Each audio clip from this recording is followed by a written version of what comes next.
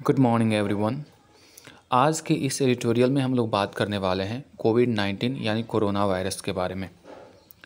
जैसा कि आपको पता है, करीब 2-2.5 सालों से पूरा विश्व इस महामारी यानी पैंडेमिक की वजह से पूरी तरह से प्रभावित है, अस्त व्यस्त है। अब पूरी तरह से कई ऐसे कंट्रीज़ हैं जो बर्बाद हो गई हैं।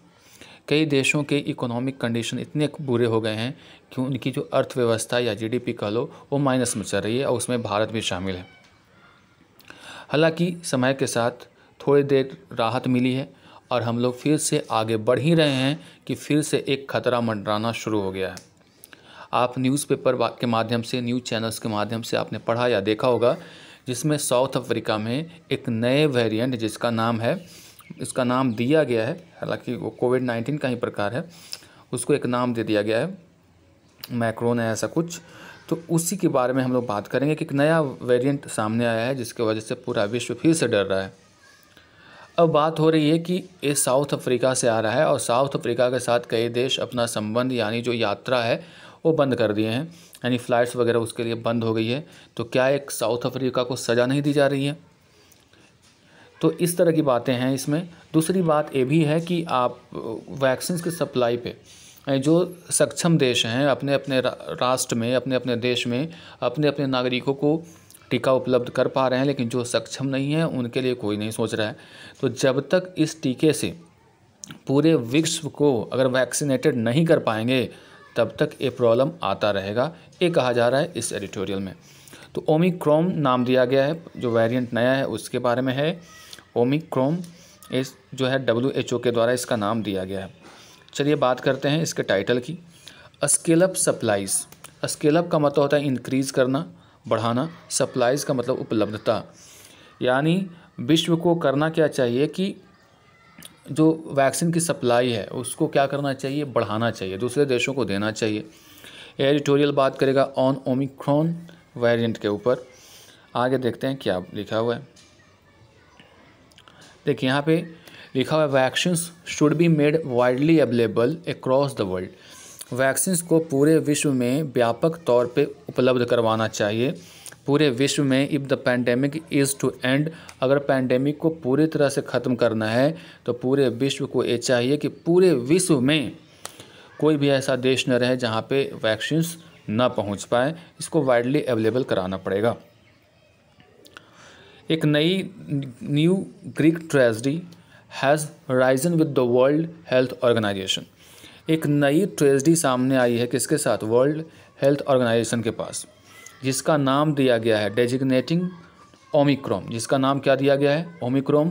जो SARS-CoV-2 है ना, उसका एक वेरिएंट है, यानी कोविड-19 का एक वेरिएंट है, as a variant of concern. देखिए, वेरिएंट ऑफ कंसर्न जो होता है वो चिंता का एक विषय होता है ना, उसको नाम दिया जाता है। वेरिएंट ऑफ कंसर्न है यानी उसमें चिंता है, यानी बहुत ज़्यादा चिंतनीय जो चीज़ है, यानी बहुत ज़्यादा सीरियस है, तो उसका नाम दिया जाता है वेरिएंट ऑफ कंसर्न। किसके द्वारा? WHO के द्वारा। यानी ओमिक्रॉन को वेरिएंट ऑफ कंसर्न में रखा गया। While it took WHO several weeks to designate older variants of concern such as alpha, beta, delta as a VOC when they emerged.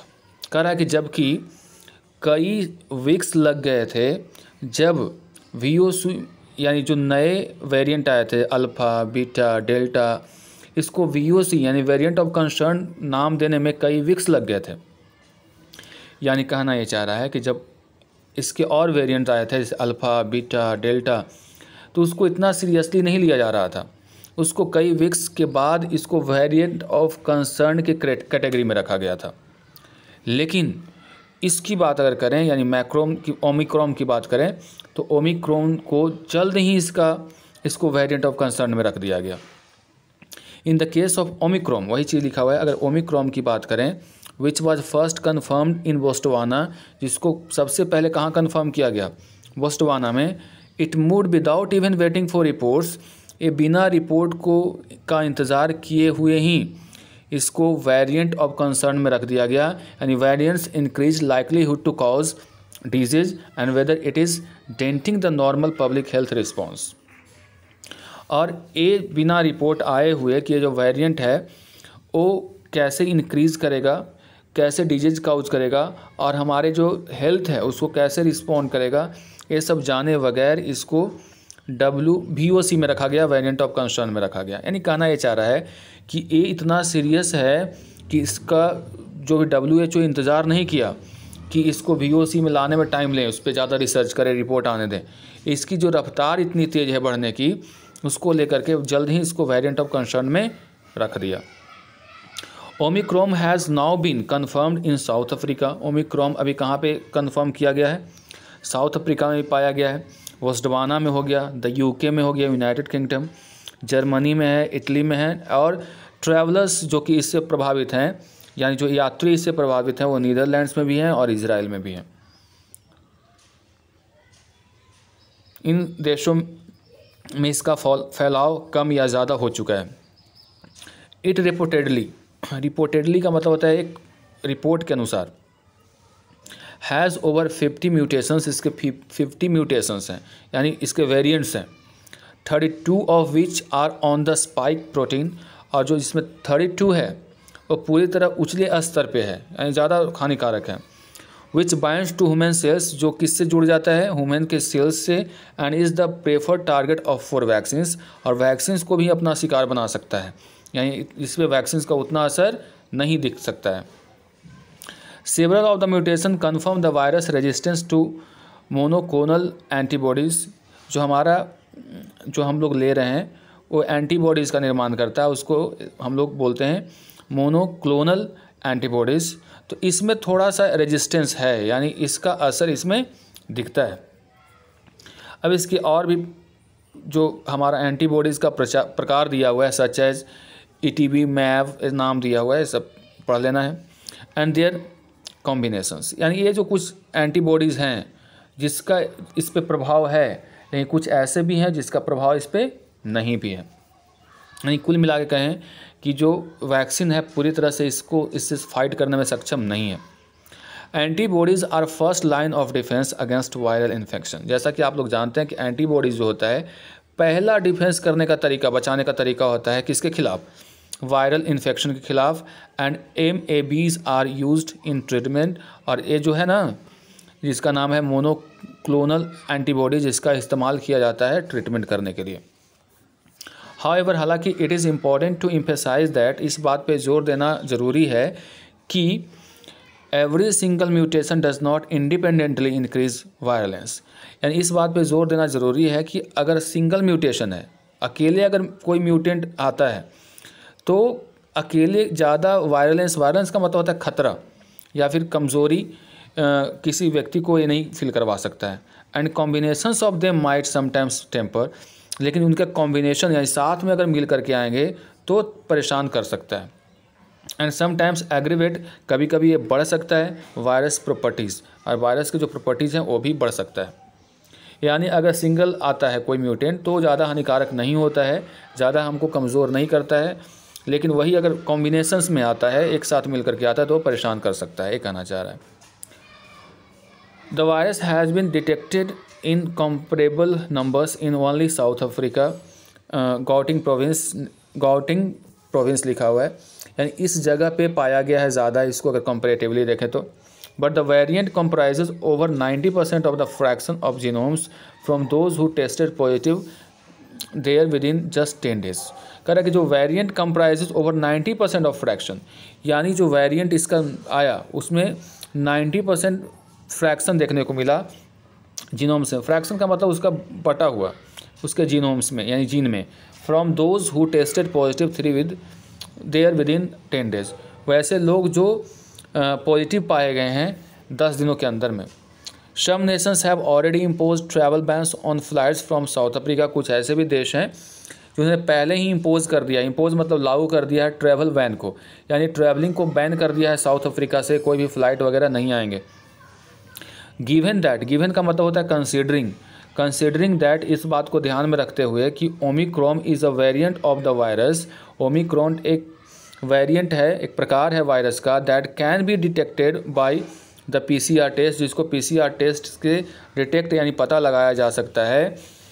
These countries rather than imposing ban, ये जो देश जो कि इस पे बैन लगा रहे हैं साउथ अफ्रीका पे, should have taken more considered step of screening passengers and followed the usual protocols of isolation and treatment.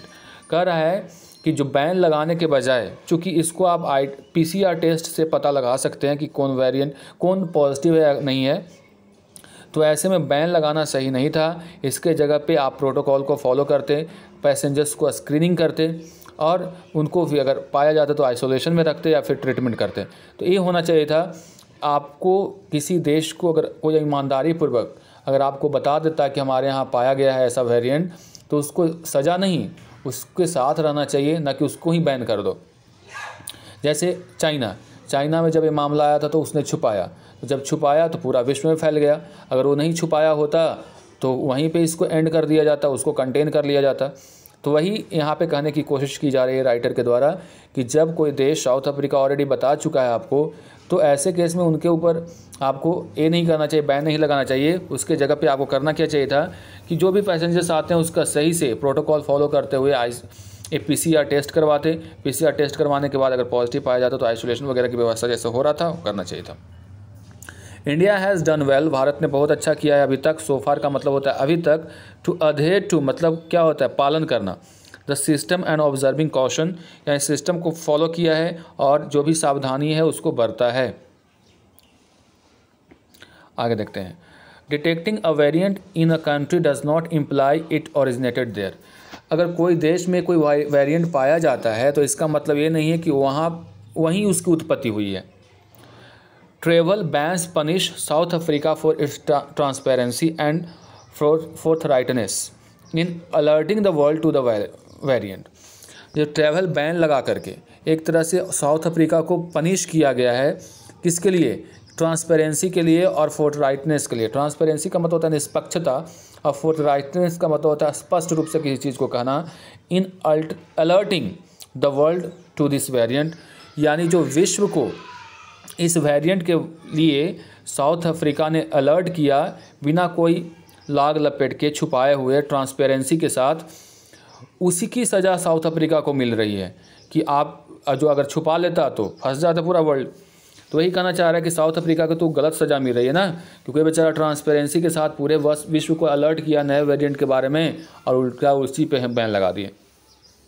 South Africa's number of daily infections is 2828 on Friday.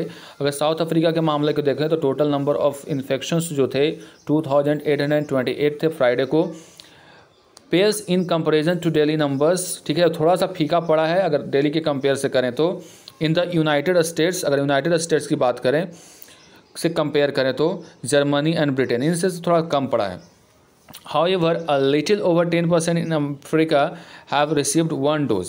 अब हम बात करेंगे कि जो अफ्रीका की बात करें, however, a little over the 10%, केवल 10% लोग वहाँ पे फर्स्ट डोज रिसीव कर पाए हैं और वैक्सीन, कंपेयर्ड विद, अगर कंपेयर करें, तुलना करें, 64% इन नॉर्थ अमेरिका, अमेरिका में 64% लोगों ने ये कर लिया है और 62% इन यूरोप। ये दोनों अगर कॉन्टिनेंट की बात करें तो यहाँ पे 62 और 64 का आंकड़ा है बाबू, इतने लोग वैक्सीनेटेड हैं। वहीं अफ्रीका अगर कॉन्टिनेंट की बात करें तो केवल 10% है। सोचो, the panic over the variant shifts blame away from the world's colossal failure in not making more vaccines available in Africa. अब कह रहा है जो पैनिक आया है, जो प्रॉब्लम्स है, जो क्रिएट हुआ है जो वेरिएंट का, वो ब्लेम किसको देना चाहिए कि वर्ल्ड का जो कोलोसल, जो विशाल फेलियर है, कोलोसल का मतलब होता है विशाल, बहुत बड़ा फेलियर कहा जाएगा, क्योंकि ज़्यादा वैक्सीन अवेलेबल नहीं करवाया गया अफ्रीका को।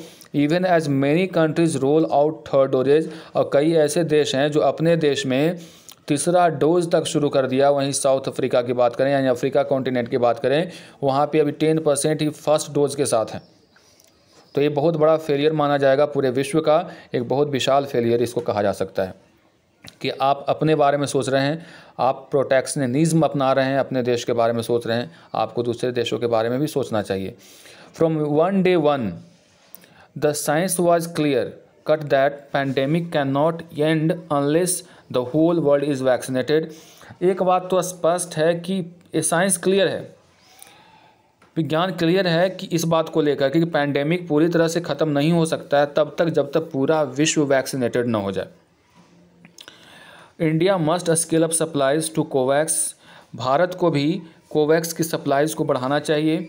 The international consortium seeking to vaccine countries with limited access as well as coax countries with surplus stock to do so।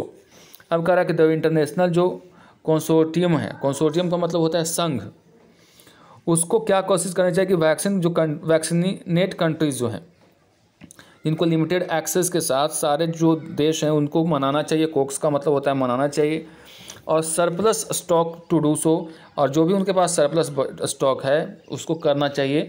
Surplus का मतलब होता है जितना ज़रूरत है उससे ज़्यादा उसको उत्पाद करके आप दूसरों देशों को दे सकते हैं। सरप्लस का मतलब मोर देन रिक्वायर्ड, यानी विश्व को ये आना चाहिए, जितने संघ है बातचीत करना चाहिए और कोशिश करना चाहिए कि जो भी वैक्सीनेट कंट्रीज़ हैं, जिनके पास कंट्रीज़ है वैक्सीन है, उनको क्या करना चाहिए कि और सरप्लस बढ़ाना चाहिए अपने प्रोडक्शन को, और दूसरे देश जहाँ पे नहीं पहुँच पाए उनको हेल्प करना चाहिए। That's all for today, see you in the next video.